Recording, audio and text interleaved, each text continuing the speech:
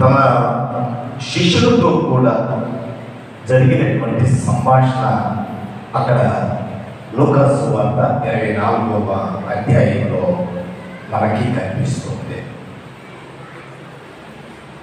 ఈ ఎక్కడి నుంచి ఎక్కడికి వెళ్తున్నారు శిష్యులు? ఇద్దరు వ్యక్తులు శిష్యులు యెరూషలేము నుండి ఎమ్మాయి మార్గంలో ఎమ్మాయి అనేటువంటి ఒక ఊరికి ప్రయాణమై వెళ్తూ ఉన్నారు. అయితే యెరూషలేము నుండి ఎమ్మాయి మార్గానికి వారి బయలుదేరి వెళ్తున్నప్పుడు ప్రభు వారితో కూడా కలిసి నడిచినటువంటి సంఘటన అక్కడ మనకి కనపడుతుంది. రెండో విషయం ఏం కనపడుతుందంటే ప్రభువు వారితో సంభాషించినట్లుగా కనపడుతుంది. మూడో విషయం అక్కడ ఏం కనపడుతుందంటే వారికి కలిగినటువంటి దుఃఖకరమైనటువంటి పరిస్థితి వారు చెప్పగా ప్రభువు వారు చెప్తున్నటువంటి మాటలు శ్రద్ధగా విన్నాడు అని మనకి అర్థమవుతుంది. విన్న తర్వాత ప్రభువు అదే వచనంలో ఏం చేస్తారంటే మళ్ళా వారికి తిరిగి బోధించడం మనం దాంట్లో చూస్తాం. ఆ తదుపరి ఆయన ముందుకు వెళుతూ ఉన్నప్పుడు ఆ ఇద్దరు మనుషులు కూడా అయ్యా పొద్దుపోయింది, ఈ రాత్రి సమయంలో మాతో కూడా ఉండండి అని ప్రభువుని ఆహ్వానించడం మనం చూస్తాం. ఎవరినైనా మనము ఆహ్వానిస్తే వారు మనకేమవుతారు? అతిథి అవుతారు. మనకేమవుతారంటే ఎవరైనా మనము మన స్నేహితుల్లో లేదా మన యొక్క బంధువులో మన యొక్క తెలిసినటువంటి వారిలో మన గృహానికి మనము ఆహ్వానిస్తే వారు మనకేమవుతారంటే అతిథి అవుతారు. కానీ ఆ ఇద్దరు వ్యక్తులు ప్రభువుని ఆహ్వానించారు, కానీ ఈయన అక్కడ అతిథిగా లేడు కానీ సేవకుడుగా ఉన్నాడు. యెరూషలేము నుండి ఎమ్మాయి ఈ రెండు యొక్క డిస్టెన్స్ ఎంత అంటే 18 మైళ్ళు. ఇది మీకు కావాలంటే ఆర్సీఎం బైబిల్ మీ దగ్గర ఉంటే మక్కబీయులకు రాసినటువంటి మొదటి గ్రంథము 3వ అధ్యాయము 40వ వచనంలో మీరు చూడవచ్చు. అప్రామాణికమైనటువంటి పుస్తకంలో ప్రామాణికమైనటువంటిది మనము వాడేటువంటి పరిశుద్ధ గ్రంథము, వారిలో అప్రామాణిక పుస్తకాలు కూడా కొన్ని మనం చూస్తాం. 7 పుస్తకాలు ఆర్సీఎం బైబిల్లో అధికంగా మనం చూస్తాం. అందులో ఒకటి మక్కబీయులు అనేటువంటి రాసినటువంటి మొదటి గ్రంథము 3వ అధ్యాయము 40వ వచనంలోను 9వ అధ్యాయము 50వ వచనంలో మీరు చూస్తే ఆ యెరూషలేము నుండి అమ్మాయికి ఉన్నటువంటి దూరం ఏమిటంటే 18 కిలోమీటర్లు. 18 మైళ్ళు.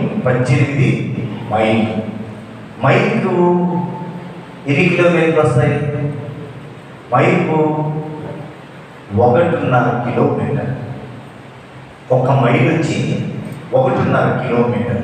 18 డివైడెడ్ బై 1.5 కొడితే 12 కిలోమీటర్లు అక్కడ మనకి కనపడుతుంది. 18 మైళ్ళు ఎన్ని కిలోమీటర్లు అవుతాయంటే 12 కిలోమీటర్లు అవుతాయి. అంటే ఈ మాటను తెలియపరచవలసినటువంటి ఏదో మసాలా చెప్తున్నా.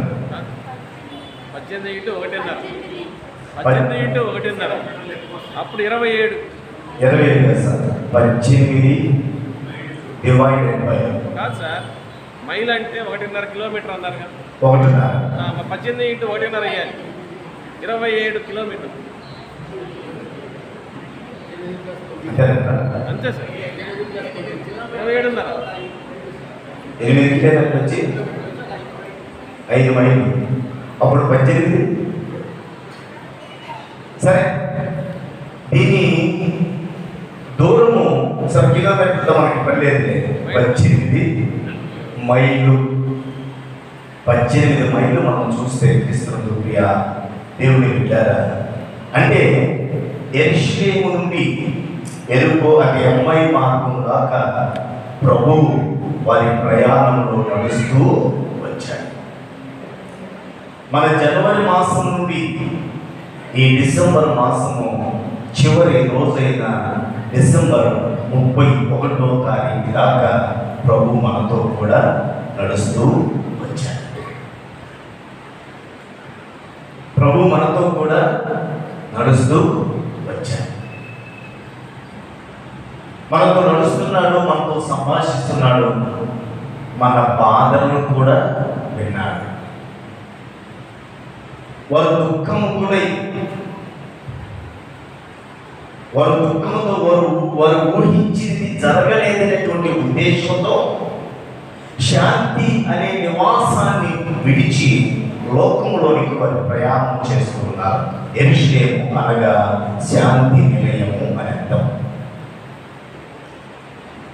ఏ ప్రభునైతే వారు విశ్వసించారో, ఏ ప్రభు పట్ల వారు నమ్మకము కలిగి ఉన్నారో ఆ ప్రభు మరణమయ్యాడు, ఇక పునరుద్ధానుడు కాలేదు, ఇక ఈ స్థలంలో మనం ఉండలేమని లోకం వైపు వారు నడుస్తూ వెళ్ళిపోతున్నటువంటి వారితో కూడా ప్రభు వారితో కూడా కలిసి నడిచి వారితో సంభాషించి వారి యొక్క సాధక బాధలు అన్నింటినీ కూడా విని వారి యొక్క బాధలను తీర్చడమే ఆ యొక్క లూకాసు సువార్త 12వ 24వ అధ్యాయంలో మనకు కనపడుతున్నటువంటి సత్యం. ప్రియమైన వారారా, జనవరి 1వ తారీఖు నుండి ఇంతవరకు దేవుడు మనతో నడిచాడు. మన కష్టాల్లో మనకు తోడు ఉన్నాడు, మన సంతోషంలో మనకు తోడుగా ఉన్నాడు. ప్రతి పరిస్థితిలో ఆయన మనకు తోడై ఉన్నటువంటి దేవుడు. ఆ తర్వాత మనము పాత నిబంధన పాఠాన్ని ఒకసారి గమనిస్తే యెహోషువ గ్రంథము 3వ అధ్యాయం, యెహోషువ గ్రంథము 3వ అధ్యాయాన్ని మనం గమనిస్తే ప్రియులారా, అది మొదటి 6 వచనాలు మనం గమనిస్తే అక్కడ మనకు కనపడుతున్నటువంటి మరొక సత్యం ఏమిటంటే, వీరు ప్రయాణం చేసి యోర్దాను దగ్గర ఆగారు. ఎక్కడ ఆగారు? యోర్దాను నది ఒడ్డున ఆగారు. ఇప్పుడు మనము 2024వ సంవత్సరము ధైర్యం చేస్తున్నాం. 40 సంవత్సరాలు ఎడారిలో సంచరించినటువంటి ఇశ్రాయేలు ఎడారి జీవితం అంటే ఎండిపోయినటువంటి బ్రతుకు. ఎడారిలో పచ్చిక బయలు మనం చూడం. ఈ 40 సంవత్సరాలు కూడా ఎడారిలో సంచరించినటువంటి వారు ఇప్పుడు యోర్దాను ఒడ్డున ఆగి ఉన్నారు. అక్కడ చేరి ఉన్నారు. అక్కడ చేరి ఉంటే ఇప్పుడు వీళ్ళు దాటవలసినటువంటిది ఏమిటంటే ఈ యొక్క యోర్దాను నదిని దాటాలి. యోర్దాను నదిని దాటాలి. ఇది లెబానోనులో ప్రారంభమై ఆ లెబానోనులో ప్రారంభమైనటువంటి ఈ యోర్దాను పాయలుగా 4 పాయలుగా ప్రారంభమైనటువంటి ఇది ఒకసారి వచ్చి కలిసినప్పుడు అది యోర్దాను నది అవుతుంది. అది ఇంచుమించు 250 కిలోమీటర్లు ప్రయాణం చేసి ఆఖరిగా ఎక్కడ చేరుతుందంటే మృత సముద్రంలోనికి ఆ యొక్క యోర్దాను నది కలిసిపోతుంది. మన జీవితం కూడా అదే. యోర్దాను దాటాలంటే యోర్దాను ఎలా ఉందంటే పొంగి పొర్లుతూ ఉంది, భయంకరంగా ఉంది, బీభత్సంగా ఉంది. కానీ యోర్దాను దాటాలి అంటే 2025వ సంవత్సరంలో ఈ యోర్దాను నది యొక్క వెడల్పు ఎంతో తెలుసా? 12 కిలోమీటర్లు. ఈ యోర్దాను నది యొక్క వెడల్పు 12 కిలోమీటర్లు. ఈ 12 కిలోమీటర్లు అంటే మిగిలిన 2025వ సంవత్సరంలో 12 నెలలు ఎన్నో ఆటుపోట్లను ఎదుర్కోవాల్సినటువంటి పరిస్థితి ముందున్నటువంటి దినాల్లో ఉంది. ఈ 2024లో వారితో 80 మార్గము దాకా నడిచి వారితో సంభాషించి వారి యొక్క బాధలను పంచుకున్నటువంటి ప్రభు వారితో ఉన్నాడు. వారి యొక్క బాధను ఆఖరికి నేను మాట చెప్పి ముగిస్తానులే. లూకాసు వార్త 24వ అధ్యాయంలో. కానీ 2025వ సంవత్సరంలో మన యొక్క ఆధ్యాత్మికమైనటువంటి జీవితం, ఇశ్రాయేలు ప్రజలు 40 సంవత్సరములు ఎడారిలో, ఆ ఎడారి జీవితం కాకుండా సస్యశ్యామమైనటువంటి పాలు తేనెలు ప్రవహించు కణాలలో ప్రవేశించాలంటే మనము తప్పనిసరిగా మనము చేయవలసినటువంటి కొన్ని పనులు తప్పనిసరిగా చేయాలి. అదేమిటంటే చూడండి, యెహోషువ గ్రంథము 3వ అధ్యాయం. యెహోషువ వేకువన లేచినప్పుడు ఆధ్యాత్మికంగా మనము ఆలోచన చేస్తే ఈ 40 సంవత్సరాలు చీకటి జీవితంలో నడుస్తున్నటువంటి ఇశ్రాయేలు ప్రజలు ఒక్కసారిగా యోర్దాను ఒడ్డున ఆగి ఇక వారి జీవితము వెలుగుమయముగా కొనసాగించాలి. వెలుగుమయముగా వారి జీవితము ప్రారంభించడానికి వారు ఏం చేశారంటే ఏకువనే లేచి, దావీదు భక్తుడు అంటాడు, ఏమంటారంటే 63వ కీర్తన మొదటి వచనంలో, నా దేవా దేవా నా దేవుడు నీవే, ఏకువనే నిన్ను వెదకెదెను.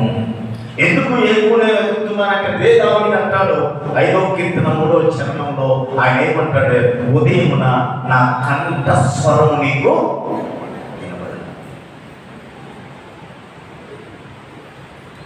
అంతవరకు చీకటిలో నడిచిన 40 సంవత్సరాలు చీకటిలో నడిచిన ఈ యొక్క ఇశ్రాయేలు ప్రజలు ఒక్కసారిగా వెలుగు సంబంధికులుగా నడవటానికి అక్కడ ఎక్కడ నిలబడుతున్నారంటే యోర్దాను అంచున, ఈ 2024వ సంవత్సరము అంచున నిలబడి ఉన్నటువంటి మనము ఎడారి జీవితం కాకుండా సస్యశ్యామలమైనటువంటి జీవితము జీవించాలి అని అంటే ఏకువనే ఎవరిని వెతకాలంటే దేవుణ్ణి వెతకాలి.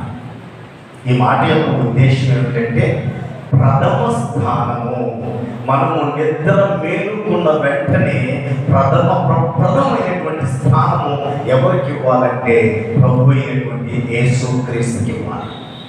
మనం దేనికి ఇస్తాం చెప్పండి? దేనికి ఇస్తాం?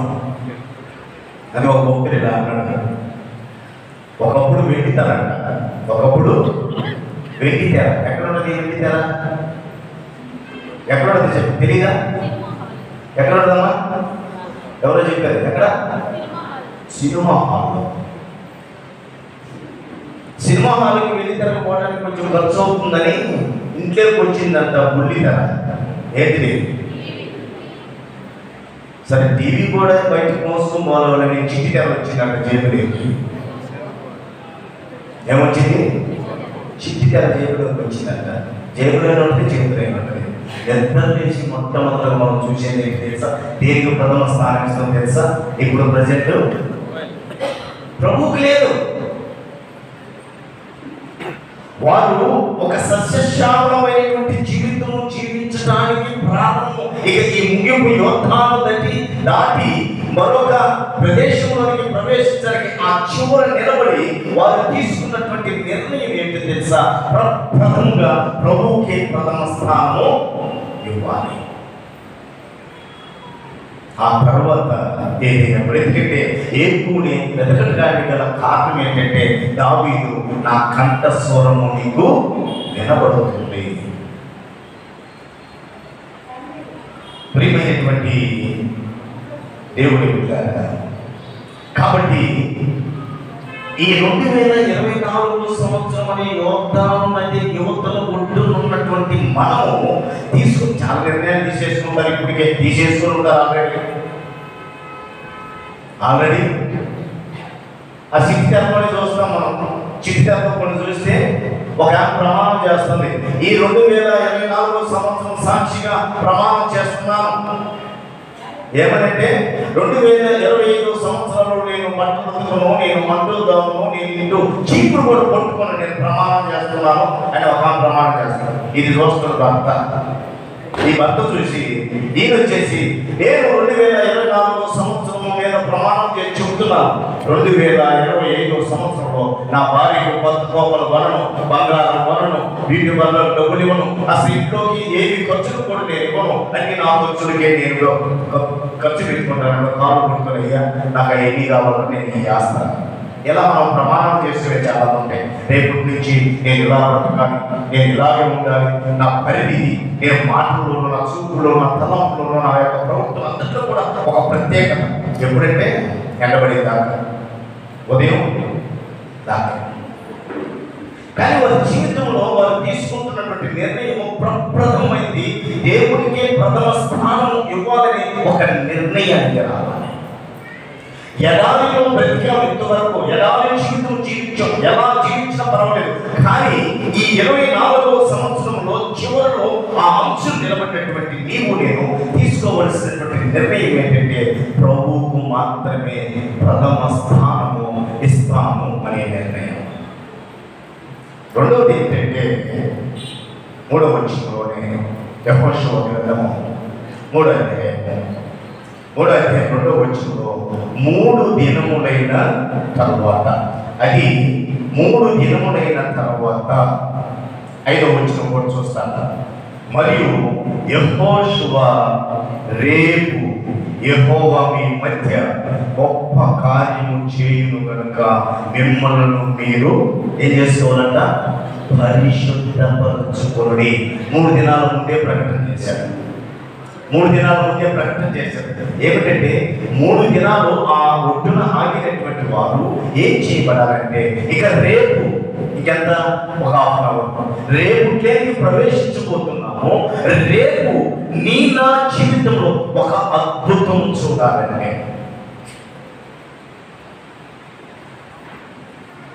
మన జీవితంలో మనం ఒక ఆశ్చర్య కార్యము చూడాలి అని అంటే, ఒక మహత్తర కార్యము మనం చూడాలి అని అంటే మనల్ని మనం ఏం చేసుకోవాలంట, పరిశుద్ధపరచుకోవాలి. ప్రభువుకి ప్రప్రథమైనటువంటి స్థానం ఇవ్వాలి. రెండవది మనలను మనము పరిశుద్ధ పరచుకోవాలంటే పునర్జీవము పొందాలి. పునర్జీవము పొందాలి.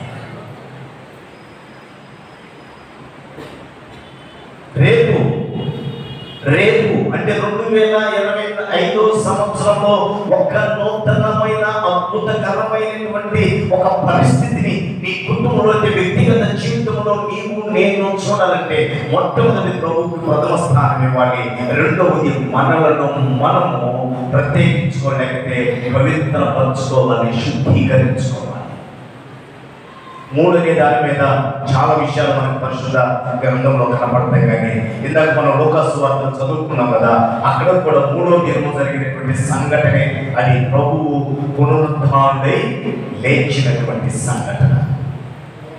3 దినాలు యోధాలు పొద్దున ఆగారు. ఇక రేపు ఉదయం జరుగుతుంది. రేపు ఉదయం యోధాలు దాటారు. ఆ దాటేటప్పుడు ఆయన చెబుతున్నటువంటి మాట, రేపు మీ మధ్య ఒక గొప్ప కార్యము, అద్భుతం మీరు చూడాలంటే మిమ్మల్ని మీరు పరిశుద్ధ పరచుకునుడి. మిమ్మల్ని మీరు పరిశుద్ధ పరచుకోండి. మోషే నాయకత్వంలో ఇశ్రాయేలు ప్రజలు నడుస్తూ ఎక్కడికి వచ్చారంటే ఎర్ర సముద్రం దగ్గరికి వచ్చారు. ఎర్ర సముద్రం దగ్గరికి వచ్చినప్పుడు వెనక ఫరో సైన్యము తరుముతుంది. ఇశ్రాయేలు ప్రజల్లో ఆందోళన ఉంది, ఇశ్రాయేలు ప్రజల్లో అలజడి ఉంది, ఇశ్రాయేలు ప్రజలలో గందరగోళపు పరిస్థితి ఉంది. మోషే మీద తిరుగుబాటు, మాకు ఐగుప్తులో సమాధులు లేవని ఇక్కడికి తీసుకొని వచ్చావా, దిక్కు లేనిటువంటి చావు చావడానికి మమ్మల్ని ఇక్కడికి తీసుకొని వచ్చావా అనేటువంటి ఆ సముద్రం ఒడ్డున నిలబడినప్పుడు ఇశ్రాయేలు ప్రజలు మనం చూస్తాం. కానీ వీళ్ళు పరిశుద్ధపరచబడిన తర్వాత ఇక్కడ ఆ సనుగుళ్ళు, ఆ కొనుగుళ్ళు, ఆ ఆందోళన, అటువంటి అరుపులు ఇక్కడ కనపడవు. ఏముంటుందంటే కేవలము విశ్వాసము మాత్రమే. పరిశుద్ధపరచుకోవాలంటే ప్రప్రథమైంది ఏంటంటే విశ్వాసము.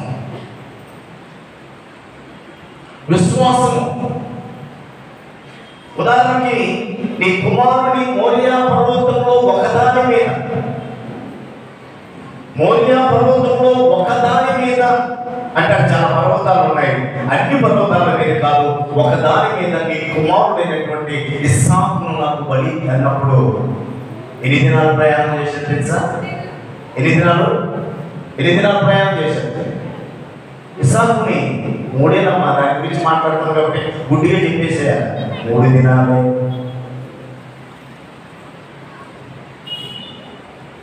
కానీ ఇస్సాకును బలిచ్చేటప్పుడు ఇవ్వటానికి సంసిద్ధమైన కార్యరూపం అయితే దాచలేదు.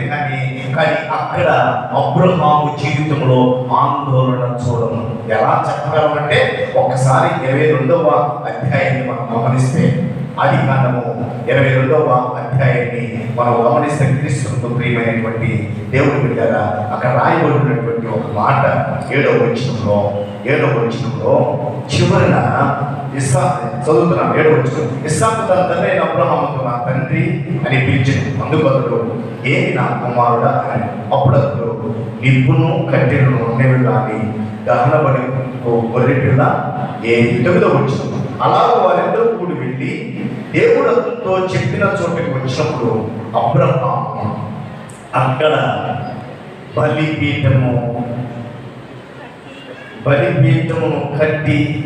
కట్టెలు చక్కగా పెంచి, ఆంధ్రగట్టానికి కట్టి ఎలా పెంచారట? చక్కగా. ఆందోళనలో ఉన్నటువంటి వాడు అంత చక్కగా ఆలోచన కనట్లేదు. ఆయన విశ్వాసం ఏంటో తెలుసా? నరికిన నా కుమారుడు మరలా నాకు తిరిగి నా దేవుడు ఇస్తాడు. ఒకప్పుడు ఆందోళనలో ఉన్నటువంటి వారు, రేపు ఉదయం ఎలాంటి జీవితం జీవించినటువంటి వారు, రేపు ఉదయం నుంచి ఒక ఉన్నతమైనటువంటి జీవన విధానాన్ని కొనసాగిస్తున్నాం అనేటువంటి విశ్వాసము కలిగినటువంటి ఇశ్రాయేలు ప్రజలను ఇక్కడ చూస్తాం. కారణం ఏంటి తెలుసా? వారిని వారు పరిశుద్ధ పరుచుకోవడం. వారిని వారు పరిశుద్ధపరచుకోవడం వల్ల వారిలో కలుగుతున్నటువంటి ఒక నూతనమైనటువంటి కార్యం ఏంటంటే, క్రీస్తునందు ప్రియమైనటువంటి దేవుడు బిడ్డలారా, వారు విశ్వాసమును కనపరిచారు. యోనా కూడా చేపట్లో ఎన్ని దినాలు ఉన్నాడు? ఇప్పుడు చెప్తారులే, ఇందాక ఇచ్చినప్పుడు 3 దినాలు ఉన్నాడు. 3 దినాలు ఉన్నాడు. ఎక్కడ అరవలేదు, కేకలేదు, నిమ్మలంగా ప్రార్థన చేశారు. కేవలం విశ్వాసమే. 3 దినాలు అక్కడ నుండి వారు శుద్ధీకరించబడిన తర్వాత వారి జీవితంలో కలిగినటువంటి విశ్వాసం, ఇన్ని 40 సంవత్సరాలు లేనటువంటి విశ్వాసము ప్రభువుకి ప్రప్రథమైనటువంటి స్థానం ఇచ్చారు. వారిని శుద్ధీకరించుకున్నారు. ఇప్పుడు ఏమి కలిగిందంటే వారి జీవితంలో విశ్వాసం.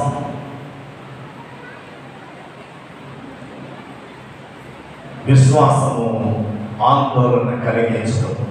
యోధాను పొంగి పొర్లుతున్నా, దాని యొక్క శబ్దము ఘోషిస్తూ ఉన్నా, ఇశ్రాయేలు ప్రజలు చాలా నిమ్మలంగా ప్రశాంతంగా ఎటువంటి సనుగుడు గొనుగుడు ఆందోళన లేకుండా అక్కడ నిలబడటానికి గల కారణం ఏమిటంటే, నేను రేపు 2025లో ఒక గొప్ప, రేపు ఉదయము నేను ఒక గొప్ప కార్యం నా జీవితంలో చూడబోతున్నా. 40 సంవత్సరాలు చూడలేనటువంటి దాన్ని రేపు ఉదయం చూస్తున్నా అనే విశ్వాసం వారి జీవితంలో మనం చూస్తున్నాం.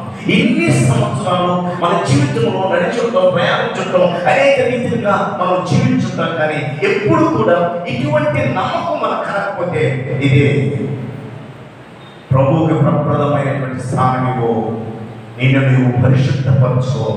రేపు ఉదయం 2020 కాదు, 2026 కాదు, 2027 కాదు, ఏదైనా దేవుడు నాకు అనుగ్రహించిన అది ఏ సంవత్సరమైనా కూడా నా జీవితంలో ఆందోళన లేదు. ఎందుకంటే నేను ఒక గొప్ప కార్యం చూడబోతున్నాను. ఆమేన్.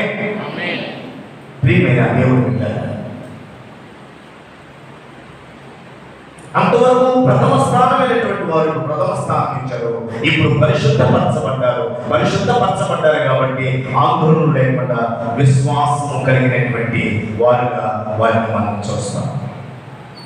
మూడోది ఏమిటంటే అదే చూడండి, లోకాసు వార్త 24వ అధ్యాయంలో మనం చూస్తే లోకాసు వార్త 24వ అధ్యాయము 31వ వచనం, వారు కన్నులు తెరవబడి ఆయనను గుర్తుపట్టిరి, అంతటా ఆయన వారికి అదృశ్యుడాయను.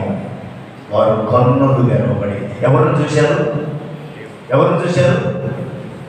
పునరుత్థానుడైన యేసును చూచారు. సామాన్యంగా శరీరధారి అయినటువంటి యేసుతో సహవాసం చేశారు, కానీ ఇప్పుడు మహిమ శరీరము దాల్చిన యేసు, అదే ఆశ్చర్యం, అదే అద్భుతం. ఎప్పుడైతే ప్రభువుకు ప్రథమ స్థానం మనం ఇస్తామో, మనల్ని మనం ప్రత్యేకపరుచుకుంటాం, అయితే మనం పరిశుద్ధపరుచుకుంటామో, అప్పుడు పునరుత్థానుడైన యేసుని చూస్తాం. వారు గుర్తుపట్టలేదు. లోపలికి వెళ్ళిన తర్వాత ఎప్పుడు గుర్తుపెట్టారు? ఆయన ఒక రొట్టె పట్టుకొని స్తోత్రం చేసి ఇరిచి వారికి ఇచ్చినప్పుడు గుర్తుపెట్టారు. ఎలా గుర్తుపట్టారు తెలుసా? అప్పుడు ఎలా గుర్తుపెట్టారు తెలుసా? ఆయన రొట్టె పట్టుకొని ఇరుస్తున్నప్పుడు ఆయన హస్తాలను చూచారు. అందులో కొట్టబడిన దిగబడిన గాయాలను చూసి యేసు అని తిరిగారు.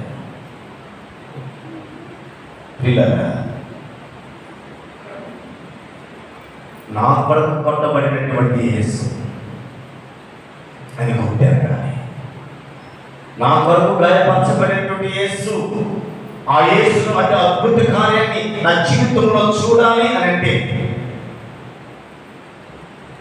ప్రథమ స్థానం ఆయనకి ఇవ్వాలి, పరిశుద్ధపరచుకోవాలి. పునరుద్ధానుడైనటువంటి ప్రభువుని చూస్తాం. యోర్దాను ప్రవహిస్తూ ఉంది. ఎర్ర సముద్రం ఎలా నిలబడింది? 2 వాడలుగా నిలబడ్డాయి. యోర్దాను మాత్రం ఒక వాడుగానే నిలబడ్డది. ఎగువ నుంచి వస్తున్నటువంటి నీళ్లు మాత్రమే నిలబడ్డాయి. దిగువ ఉన్నటువంటి నీళ్లు వెళ్ళిపోయావు.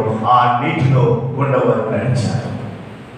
ఆ నీటిలో గుండెవారు అక్కడికి చేరటానికి, అంటే అంతవరకు ఎలాంటి అయినటువంటి జీవితము ఇప్పుడు సస్యశ్యామమైనటువంటి జీవితంలోనికి ప్రవేశించడానికి, రేపు ఉదయం ఆశ్చర్య కార్యం, అద్భుత కార్యము చూస్తారని చెప్పినటువంటి ఆ అద్భుతాన్ని ఆ ఉదయమున వారు చూస్తూ ఉన్నారు.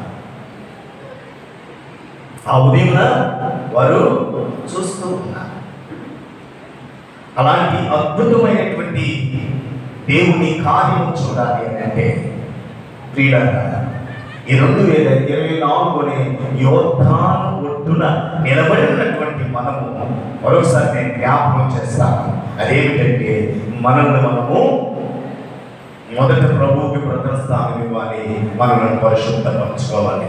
అక్కడ లేనటువంటి యాజకులు యోర్దానులో కాలు పెట్టడంలోనే ఏమైపోయిందంటే యోర్దాను అయిపోయింది.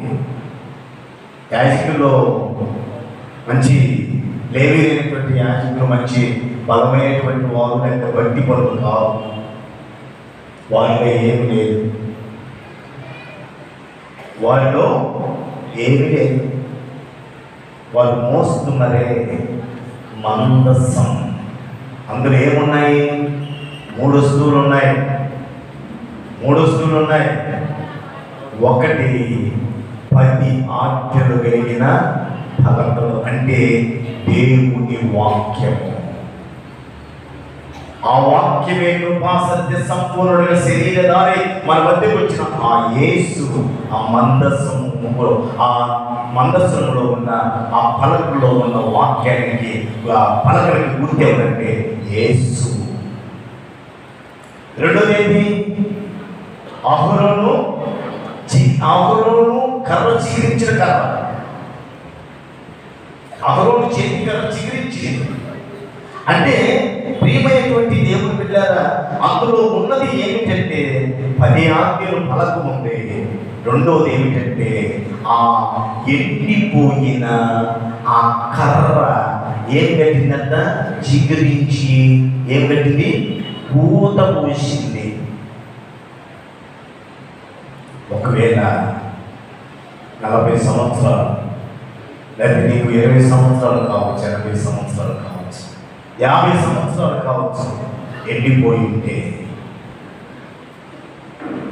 పూత పట్టాలి అని అంటే, పూత పట్టబడాలి అని అంటే, దానిమ్మ పళ్ళు కాయాలి అంటే, ఆ ఫలాలను రుచించాలి అంటే క్రీస్తు మన జీవితంలో ఉండాలి. క్రీస్తు మన జీవితంలో ఉండాలి. అంటే వాక్యం ఎప్పుడైతే ఉంటుందో, మొదటి కీర్తన నాకు బాగా గుర్తు, అతడు నీటి కాలమున ఎవరైనా నాటబడినది తన కాలముందు ఆకువాడక ఫలమిచ్చు చెట్టు అనే నీటి కాలమున ఎవరైన నాటబడినదై పడి మొలిచింది కాదు, ఎక్కడి నుంచో వెలుగు నుంచి పాకింది. మనకి మన రామపట్నం ఏమంటాం? రామపట్నం ఏమంటాం తెలీదా? రామపట్నం సెమినరీ అంటాం. సెమినరీ అనగా నారు మడి అని అర్థం. నారు పోసిన చోటే ఉంటే ఎందుకు పనికి రాదు. ఆ నారుని పెరిగి మరొక చోట నాటితే దాంట్లో ఫలం వస్తుంది, అందులో ఫలం వస్తుంది, గింజలు వస్తాయి. అలా నాటబడి ఎక్కడో యోగ్యత అర్హత లేనటువంటి స్థితిలో ఉన్నటువంటి మనము ఆ వాక్యం ఏం చేస్తుందంటే నిత్యము ఆ ప్రవాహములు ప్రవహించేటువంటి జీవ జల నది ఒడ్డున నాటబడాలి అంటే యేసయ్య ఉండాలి. అది యాజకుల్లో కాదు, ఆ ప్రత్యేకత వాక్యంలో ఉన్న ప్రత్యేకత. మూడవది ఏమిటి అమ్మా? మన్నా కలిగిన పాత్ర, జీవాహారము నేనే. ఎవరు? క్రీస్తు. క్రీస్తును కలిగి ఉంటే 40 సంవత్సరాలు కావచ్చు, 60 సంవత్సరాలు కావచ్చు, ఎడారిగా ఉన్నటువంటి ఆ జీవితం చిగురించాలన్నా, ఎండిపోయి వాడిపోయినటువంటి కర్రలాగా ఎందుకు ఉపయోగం లేనటువంటి నిరుపయోగమైనటువంటి జీవితం లాగా మన జీవితం ఉంటే, ఆ జీవితం చిగురించాలంటే 2025 సంవత్సరంలో చిగురించాలంటే 2024 సంవత్సరము యోర్దాను ఒడ్డున ఉన్నటువంటి మనము చేసుకోవాల్సిన తీర్మానము, ప్రభువుకి ప్రథమ స్థానం ఇవ్వాలి, మనల్ని మనం పవిత్రపరచుకోవాలి. అప్పుడు పునరుద్ధానుడైనటువంటి క్రీస్తుని చూడగలుగుతాం. అదే ఆశ్చర్యం. అంటే ఆశ్చర్యకరమైన, అంటే మూడుబారినటువంటి జీవితము, ఫలభరితమైనటువంటి జీవితము కావాలంటే ఈ రాత్రి 2024 సంవత్సరం చివరన ఉన్నటువంటి మనము ఒక తీర్మానము, ప్రభువా 40 సంవత్సరాలు లేదా 8 సంవత్సరాలు నా జీవితంలో రేపు ఉదయం మనం లేచి చూడంలోనే ఈ చిట్టాల మీద ఓపెన్ చేస్తే ఏం కనపడతాయి అంటే క్రీస్తు యేసున్నవాడు నూతన సృష్టి ఎక్కువ కనపడతాయి. నూతన సంవత్సరానికి వచ్చేటువంటి మెసేజ్ ఏవే? నూతన సంవత్సరానికి వచ్చేటువంటి వాక్యం ఎక్కువదే. కానీ ఆ వాక్యాన్ని అర్థం చేసుకోం. ఎవడు నూతన సృష్టి? ఎవరు? యేసు నందున్నవాడు, మరొక సంవత్సరంలో ప్రవేశించిన వాడు నూతన సృష్టి కాదు. యేసు నందున్నటువంటి వాడు నూతన సృష్టి. ఆ యేసులో ఉంటే తప్పనిసరిగా ఈ 3 సూత్రాలు గుర్తుపెట్టుకొని జీవితంలో పాటించడానికి సిద్ధపడవు. ఒకటి, ఎదుగులేశంలోనే ఆయన వాక్యము చదువు, ఆయన ప్రార్థించు. ఉదయం లేచిన తర్వాత ఒకవేళ ఈ 2024 సంవత్సరాల దాకా ఇది భయంకరమైనటువంటి పరిస్థితుల్లో బ్రతుకుతూ ఉంటే శుద్ధీకరించుకో, ప్రభువుని చూస్తావు, ఆశ్చర్యకరమైనటువంటి కార్యాలను నీ జీవితంలో చూస్తావు. నేను కూడా చూస్తాను.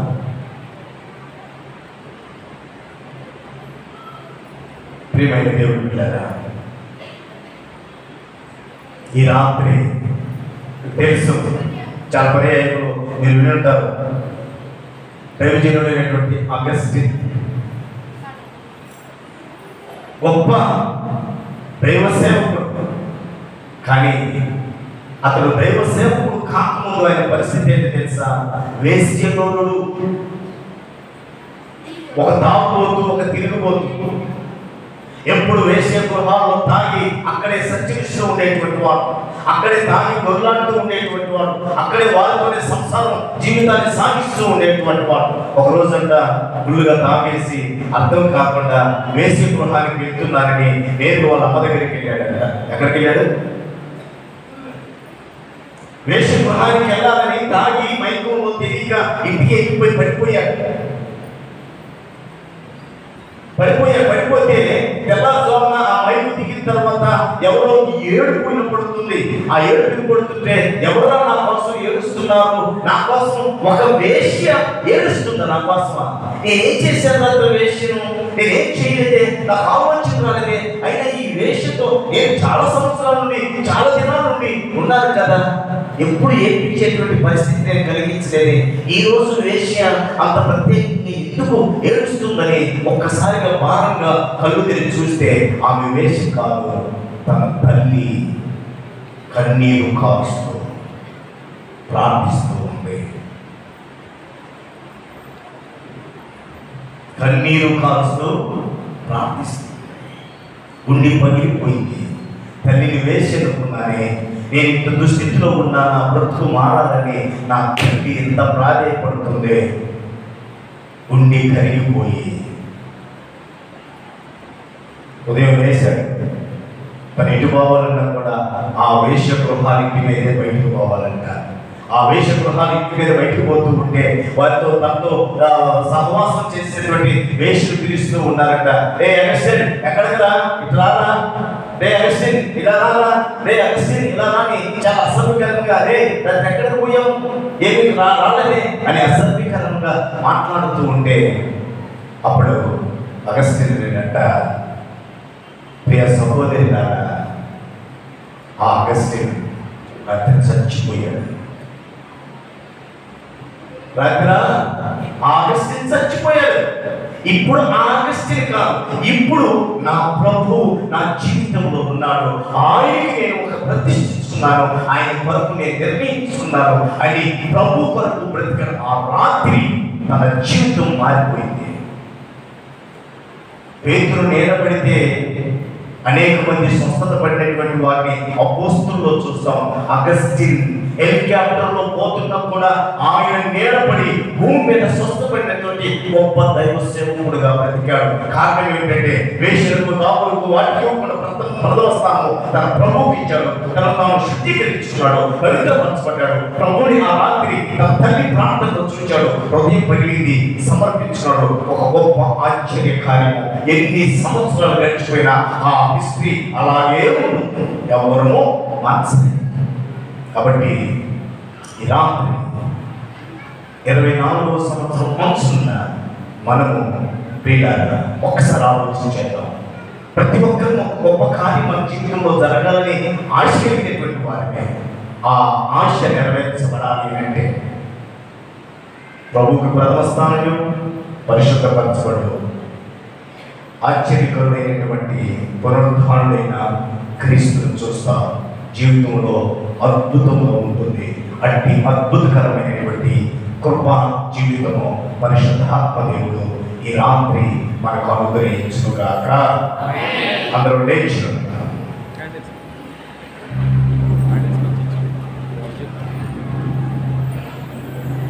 అందరం లేచినద్దాం, కళ్ళు మూసుకుందాం.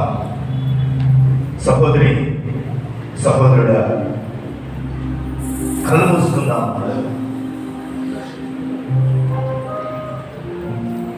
యోర్దాను ఒడ్డునదా నిలబడి ఉన్నాము.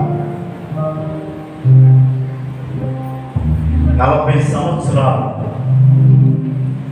లేకపోతే నీ వయసు ఎంతో అన్ని సంవత్సరాలు చీకట్లో సంచరించావేమో.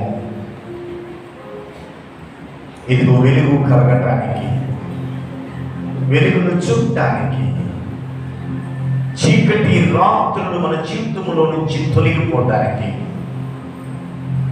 సంవత్సరం వెంట సంవత్సరం వస్తుంది, కానీ తేదీలు మారుతాయి.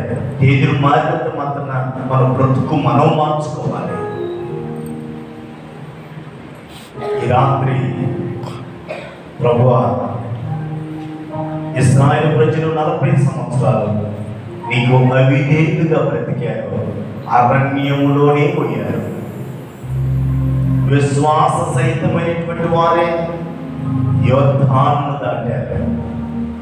పాలు తేనెలు ప్రవహించు దేశంలోనికి ప్రవేశించారు.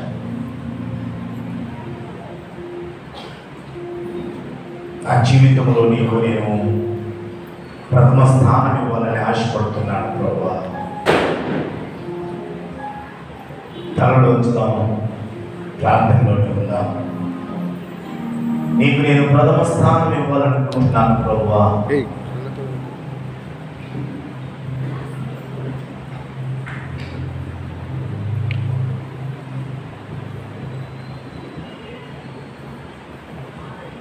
అయ్యా,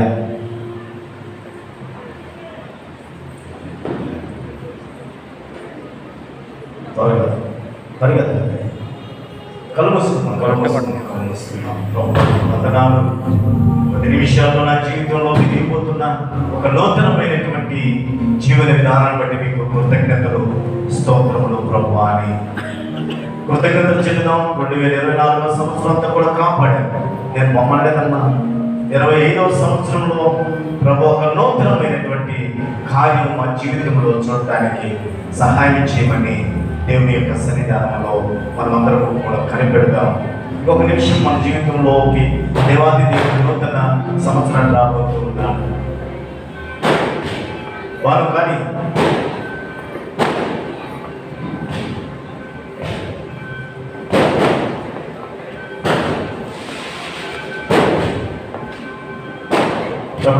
దేవుని నామం పడతాం.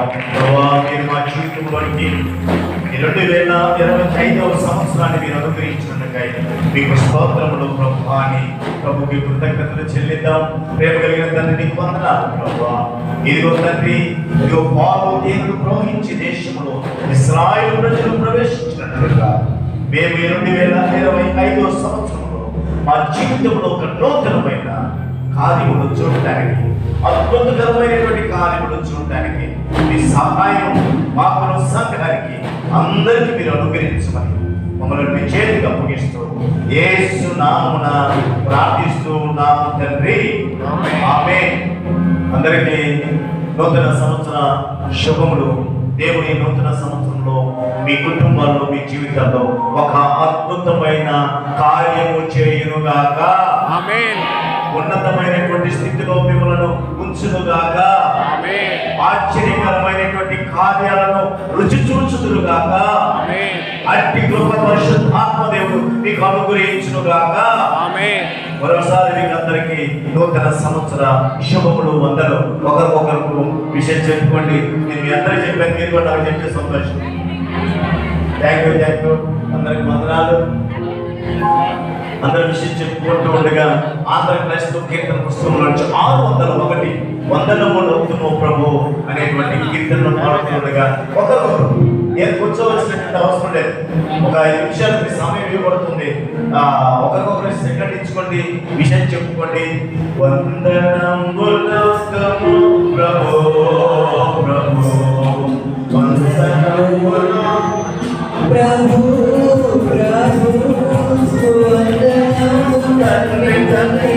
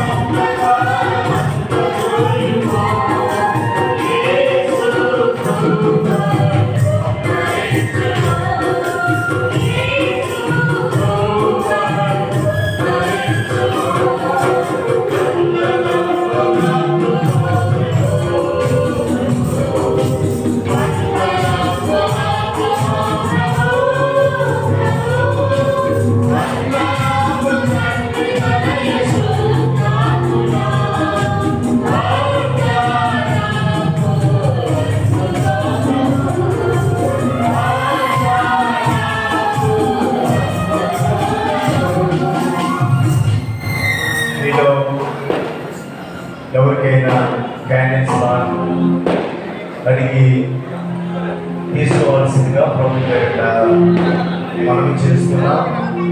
బయట ఉన్నటువంటి వారికి అయితేనేమి, లోపల ఉన్నటువంటి వారికి అయితేనేమి, ఎవరికైనా కూడా క్యాంటీన్స్ రాకపోతే క్యాంటీన్స్ అడిగి, లేకపోతే ఎవరైనా అందనటువంటి వారికి మీ హస్తాలను చూపించిన మీ ఎద్దకు క్యాంటీన్స్ తీసుకురాబడుతుంది. ఒక మాట క్యాండిడేట్ సర్వీసు జరగకముందు ఒక మాట నేను చదువుతున్నాను, గమనించండి. ప్రభు అయినటువంటి క్రీస్తు అన్న మాట యోహాను సువార్త 8వ అధ్యాయంలో 12వ వచనంలో అంటారు. 8వ అధ్యాయం 12వ వచనంలో నేను లోకములకు వెలుగై ఉన్నాను. అదే యోహాను సువార్త 1వ అధ్యాయంలో 9వ వచనంలో ఇంకో మాట కూడా మనం చూస్తాం. అదేమిటంటే నిజమైన వెలుగు ఉండేది లోకంలోనికి వచ్చి ప్రతి మనిషిని వెలిగించెను. అందుకే ప్రభు అన్నాడు మత్తయి సువార్త 5వ అధ్యాయం 14వ వచనంలో, మీరు లోకమునకు వెలుగై ఉన్నారు. అంటే మన దేవుడైనటువంటి క్రీస్తు లోకమునకు వెలుగై ఆయన భూలోకంలో పెంచి మనలను వెలిగించి, మనల్ని కూడా ఆయన ఏమన్నాడంటే మనం కూడా లోకానికి వెలుగు. మనం వెలగటమే కాదు, కానీ ఇతరులకు మనం ఆ వెలుగును, క్రీస్తు అనేటువంటి వెలుగును వారికి కూడా మనము పంచేటువంటి వారుగా ఉండాలని ప్రభు పేరిట మనం చేస్తున్నాం. మనందరం కూడా మరొక ప్రకటన మీరు గమనించాలి. మరి ముఖ్యంగా స్త్రీ క్యాండిల్ వెలిగించినప్పుడు అశ్రద్ధ వహించద్దు. మీ క్యాండిల్ వైపే మీ దృష్టిని ఉంచండి.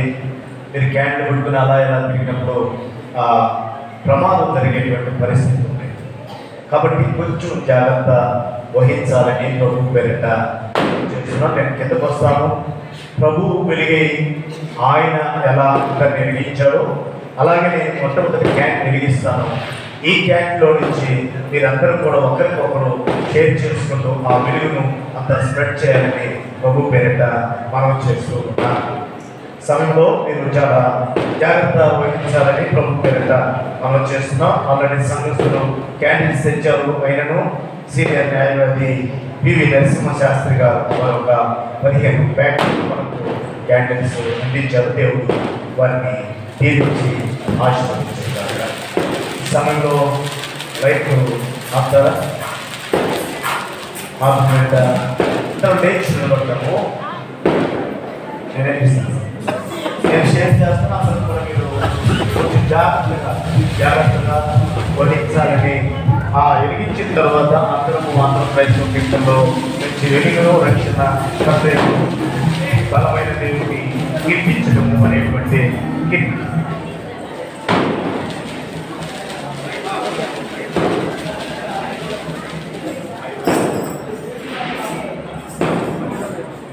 మా తిరగొద్దమ్మా.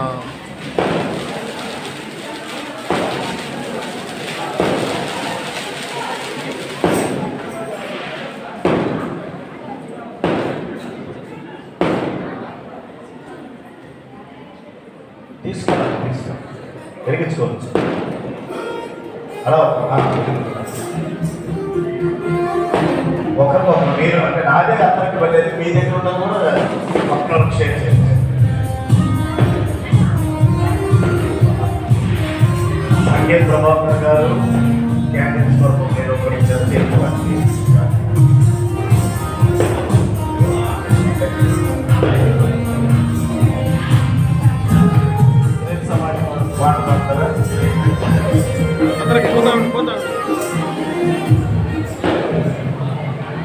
వెలుగును రక్షణ కాతయునగున బలమయు దేవుని స్తుతింతుము. వెలుగును